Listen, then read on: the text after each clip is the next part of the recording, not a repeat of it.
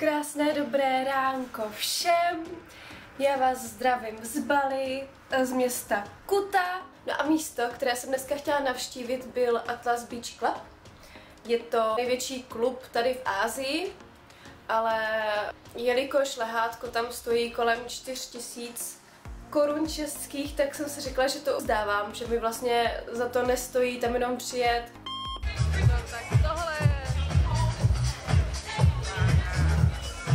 Dát si kuřecí křidýlka,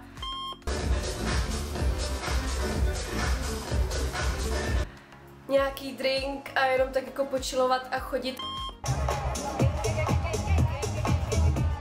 Ale opravdu jsem si chtěla dneska zarelaxovat, chtěla jsem si lehnout a užít si prostě ten feeling toho místa.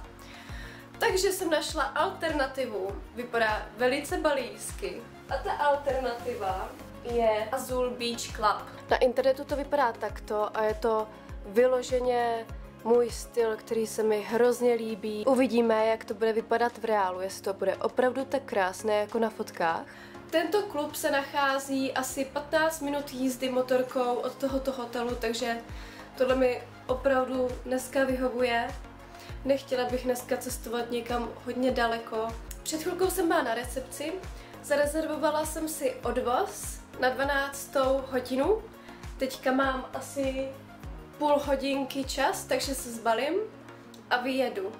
Zbalila jsem si důležité věci jako mobil, tady jsem chtěla ukázat mou napichovanou peněženku, protože vůbec nevím, co mě dneska čeká, kolik mě to bude stát. Bohužel to ani nezavřu, ale jak se říká, vždycky je lepší mít více peněz než méně. Beru si sebou foťáček, tady už mám připravené oblečení, protože dneska bude opravdu horko, tak potřebuji mít přes sebe nějaký dlouhý rukáv.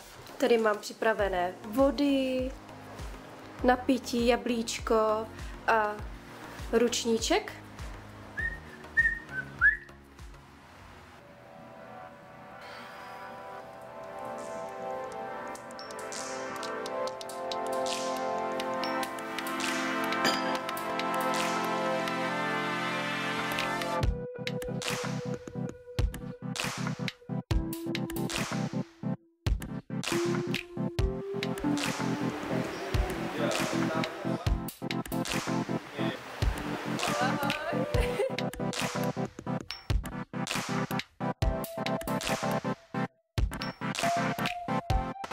Tak se jdeme podívat dovnitř.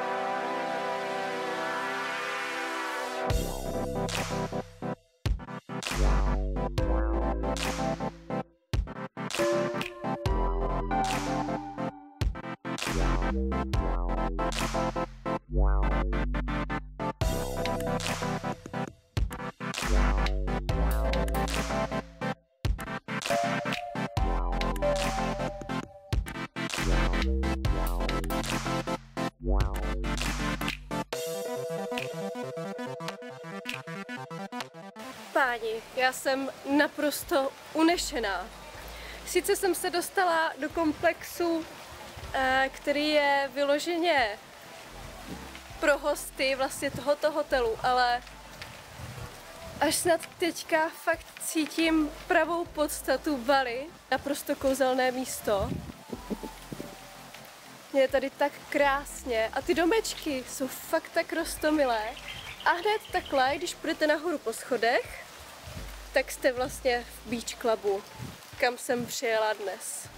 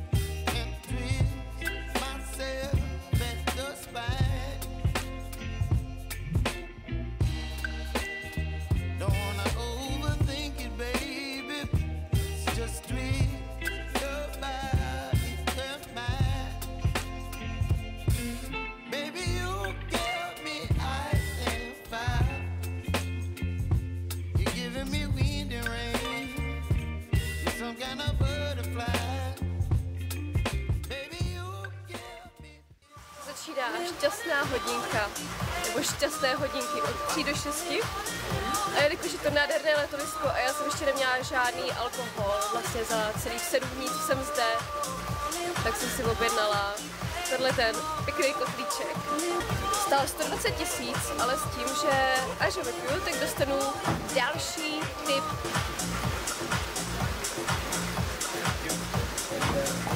A chutná po kokosu a pomeranči.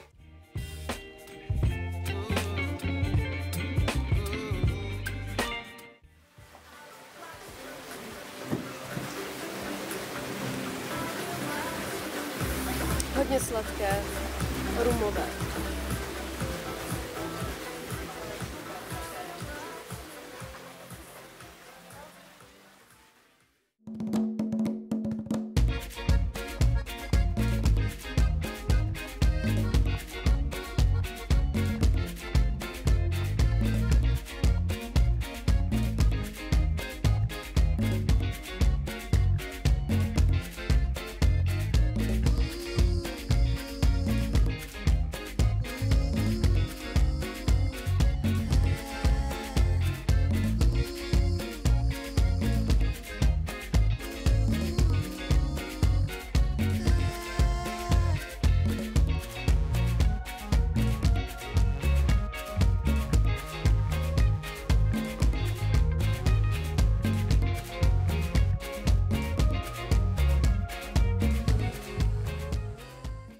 Je asi 6 hodin večerních a to bych nebyla já po 2 drinkách, kdybych se náhodou nedostala k...